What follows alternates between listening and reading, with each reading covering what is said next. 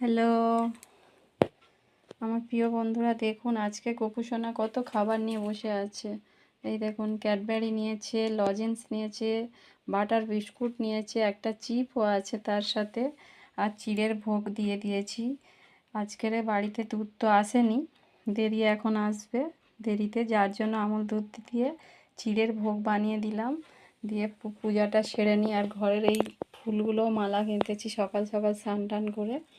বাবু সোনা, বলো রাধে রাধে। যাদের যাদের মনে হচ্ছে গোপু সোনাকে বাড়িতে আনতে চাইছেন, তারা কিন্তু অবশ্যই আনবেন, কারণ গোপু সোনা এলে কিন্তু বাড়ির সুখ শান্তি ফিরে আসবে।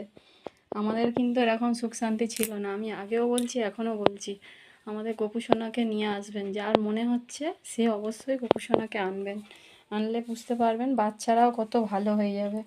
যেসব বাচ্চারা শান্ত না, তারা শান্ত হয়ে যাবে। ঠিক আছে, আমি সেবাটা দিয়ে নিই বন্ধুরা, নাহলে আমার অসুবিধা হচ্ছে। টাটা, রাখলাম তাহলে, ভালো থাকবেন। রাধে রাধে। বাবু টাটা দিয়ে দাও। এই আমার ছোট সোনাই, রাধে রাধে।